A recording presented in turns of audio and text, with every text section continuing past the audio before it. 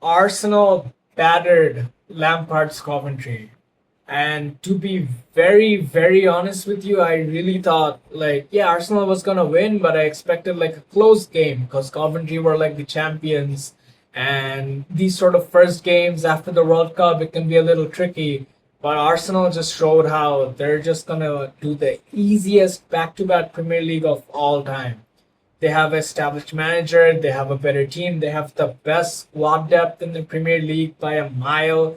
They just even bought Konza, might even get an extra striker. But Arsenal really just look like the real deal all over again. And if Havertz is fit, Havertz is the main guy up front. Odegaard starting games. Odegaard finally looking like the Odegaard of like a couple of years back.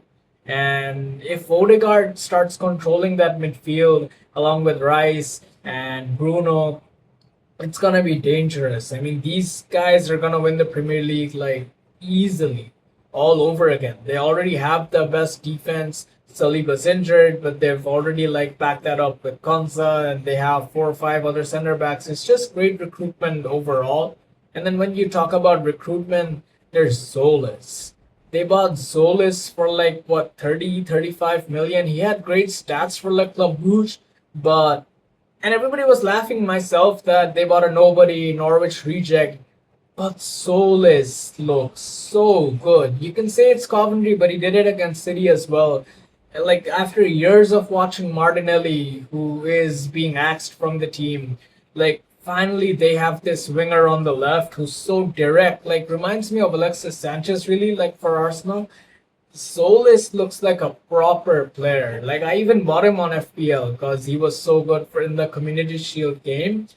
But man, this Arsenal team just keeps getting better. And you gotta give credit where credit's due because the entire team, the depth, the manager, like they're just gonna and this time like they might win the Premier League in a way where they might create a gap for themselves where they can, focus on the Champions League because each time they had a run in with Liverpool or City and they had to focus on both. But this time I think they can develop like a large gap and then they can really focus on the Champions League because that gap allows you to like focus on the Champions League and you can rest and rotate.